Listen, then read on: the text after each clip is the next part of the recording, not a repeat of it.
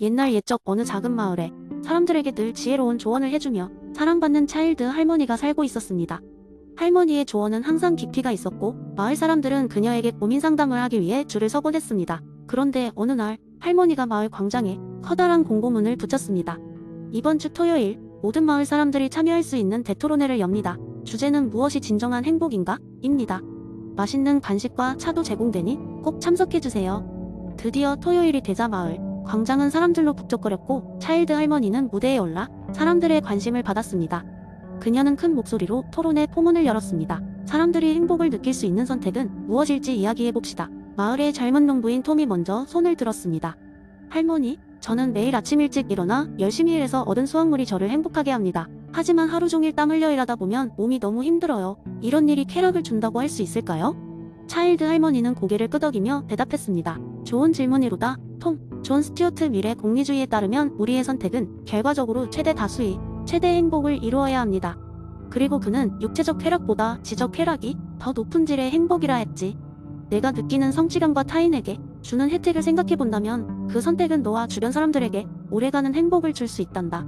이때 똑똑한 젊은 학생인 엘라는 마이크를 잡고 물었습니다. 할머니, 그렇다면 친구들과의 시간을 보내는 게 지적 쾌락에 속하나요? 저는 그 시간이 제게 정말 행복을 주거든요. 할머니는 미소를 지으며 엘라를 보았습니다. 그럼 엘라, 친구들과의 시간은 단순한 즐거움을 넘어서로 배움과 이해를 심화시키는 값진 시간이라 할 수 있지. 이는 미래 공리주의에서 질이 높은 쾌락에 속한단다. 삶의 질을 높이는데 기여하는 시간이니 말야. 그때 비욘드 할아버지가 셔플을 꿰뚫는 활기찬 발걸음으로 무대에 올라와 큰 목소리로 이렇게 말했습니다. 할머니, 그렇다면 이 소중한 토론회를 주최한 당신의 행위는 최대 다수의 최대 행복을 위한 것인가요? 차일드 할머니는 크게 웃으며 대답했습니다. 그렇단다, 비욘드. 우리의 토론을 통해 우리가 서로의 삶을 이해하고 우리 공동체의 행복을 증진시키며 서로 더욱 배우는 기회를 주기 위함이지. 이후 사람들은 강한 커뮤니티를 형성하기 위해 다양한 의견을 나누기 시작했고 그날의 토론회는 많은 사람들에게 오랫동안 기억될 사건이 되었습니다. 차일드 할머니는 그날 이후로도 마을 사람들의 멘토로 빛나는 삶을 살았고 마을은 늘 행복이 넘쳐흐르는 곳이 되었습니다. 이처럼 공리주의는 모든 개인이 자신과 타인의 행복을 위해 깊이 고민해볼 수 있는 훌륭한 윤리적 기준을 제시합니다. 결국 중요한 것은 얼마나 많은 쾌락을 얻느냐가 아니라 그것이 우리와 타인에게 얼마나 질 높은 가치와 행복을 줄 수 있느냐입니다. 두 번째 이야기인 날 어느 마을에 플라톤이라는 이름의 철학자가 살고 있었습니다. 그는 매일 사람들에게 세상이 진리를 전달하려고 애썼지만 마을 사람들은 그의 말이 어렵고 이해하기 힘들다고 느꼈습니다. 어느 날 플라톤은 사람들이 쉽게 이해할 수 있도록 이데아론의 본질을 전할 기발한 방법을 고안해 내기로 결심했습니다. 플라톤은 마을 한가운데에 있는 넓은 광장에서 특별한 연극을 계획했습니다. 그는 마을 사람들에게 초대장을 보내며 모두가 참여해야 할 중요한 공연이 있다고 알렸습니다. 그 연극의 이름은 그림자의 모험이었습니다. 연극 날이 되자 마을 사람들은 하나둘씩 광장에 모였습니다. 무대 위에는 커다란 천막이 쳐져 있었고 그 안에서 밝은 빛이 반대편으로 비춰지고 있었습니다. 빛에 의해 만들어진 커다란 그림자가 천막 표면에 선명하게 드러났습니다. 사람들은 그 그림자가 무슨 의미인지 궁금해하며 속삭이기 시작했습니다. 연극이 시작되자 플라톤은 이야기를 풀어나갔습니다. 무대 위에는 다양한 형태의 물체들이 그림자를 만들고 있었습니다. 삼각형, 사과, 나무 등 여러 가지 물체들이 불규칙한 움직임을 보이며 그림자로 나타났습니다.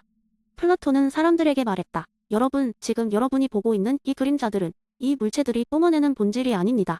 이것들은 단지 빛 때문에 만들어진 형체들일 뿐 이들 이면에는 더 크고 진정한 존재가 있습니다. 관객들은 어리둥절했지만 다시금 플라톤의 이야기에 집중했습니다. 플라톤은 계속해서 설명했습니다. 이 모든 것들이 실제로는 이데아를 모방한 것들입니다. 이 삼각형의 이데아는 결코 변하지 않고 완전한 형태로 존재하고 있으며 이 사과의 이데아 또한 그 맛과 향이 본질을 가진 이상적 형태로 존재합니다. 우리의 일상은 이들 이데아들이 그림자가 만들어낸 세계일 뿐이죠. 플라톤의 설명에 따라 그림자 뒤에 있던 천막이 걷히자 사람들은 각 물체의 진짜 모습을 볼 수 있었습니다. 처음엔 이상하고 낯설었지만 점차 사람들은 그 물체들이 각자의 본질을 가지고 있음을 이해하기 시작했습니다. 플라톤은 미소를 지으며 말했다. 이제 알았습니까? 여러분이 보는 이 세계는 그림자일 뿐이며 본질은 우리가 느낄 수 없는 더 깊은 곳에 존재합니다. 연극이 끝난 후 마을 사람들은 깊이 생각에 잠겼습니다. 그들은 더 이상 일상의 사물들을 그저 단순한 대상으로 보지 않고 그 이면의 본질에 대해 궁금해지기 시작했습니다. 플라톤의 메시지는 한 가지였습니다. 곧 우리의 세계는 눈에 보이는 모든 곳에 이데아라는 이상적 진리가 숨어 있다는 것이었습니다. 그런 방식으로 플라톤은 그의 이데아론을 사람들에게 쉽고 재미있게 전달한 것이었습니다. 이후로도 사람들은 플라톤의 이론을 기억하며 일상의 모든 것들이 가진 진정한 본질에 대해 사유했습니다. 그들의 삶은 조금씩 더 깊고 의미 있는 방향으로 변해갔으며 나아가 마을 전체에는 새로운 사고의 물결이 퍼져나갔습니다. 세 번째 이야기, 옛날 그리스의 아고라에서는 매일매일 사람들이 모여 다양한 주제에 대해 토론을 벌이곤 했습니다. 이곳에서는 정치, 철학, 예술 등 모든 주제가 다뤄졌고 다양한 계층의 사람들이 모여 서로의 지식을 나누곤 했죠. 어느 날 소크라테스도 이곳에 방문해 자신의 철학을 사람들과 나누기로 했습니다. 그날 아고라에는 한 젊은 철학자가 모여들었습니다. 그는 자신만만하게 자신의 지식과 논리를 뽐내며 주변 사람들에게 자신이 모든 것을 알고 있다고 주장했습니다. 그의 대담한 태도는 많은 사람들의 관심을 끌었고 이른바 지식의 대가로 불리게 되었습니다. 이때 소크라테스가 그에게 다가갔습니다. 소크라테스는 그 젊은 철학자에게 미소를 지으며 이렇게 말했습니다. 젊은이여, 그대는 정말 모든 것을 알고 있다고 믿는가? 젊은 철학자는 거침없이 대답했습니다. 그렇습니다. 질문을 던져보십시오. 저는 답할 준비가 되어 있습니다. 소크라테스는 잠시 생각에 잠긴 후 묻기 시작했습니다. 그대는 우주가 어떻게 시작되었는지 아는가? 젊은이는 잠시 머뭇거리다 답했습니다. 그것은 신들에 의해 창조되었다고 배웠습니다. 소크라테스는 살짝 웃으며 다시 물었습니다. 그렇다면 그 신들은 어떻게 존재하게 되었는가? 젊은 철학자는 당황했습니다. 그는 그런 질문을 깊이 생각해 본 적이 없었습니다. 그러나 그는 굴하지 않고 자신의 지식으로 설명을 이어갔습니다. 신들은 항상 존재했을 것입니다.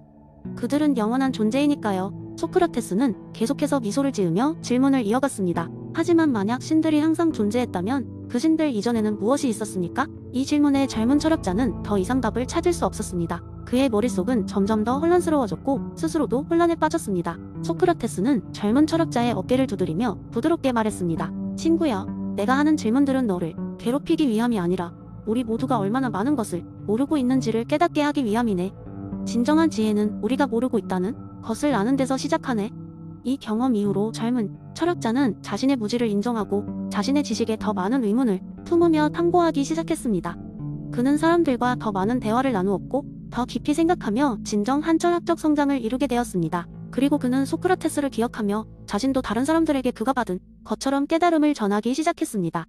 이 이야기는 대화와 질문을 통해 서로의 무지를 이해하고 더 깊이 탐구하는 것이 얼마나 중요한지를 보여줍니다. 소크라테스의 무지의지는 우리 모두에게 열린 마음으로 세상을 바라보고 우리 자신에게 끊임없이 질문을 던지며 성장할 수 있는 기회를 줍니다. 네 번째 이야기, 옛날 옛적 한 평범한 마을에 피터라는 사람이 살고 있었습니다. 피터는 명랑하고 친절한 성격으로 마을 사람들에게 사랑받는 존재였지만 항상 뭔가 부족하다고 느꼈습니다.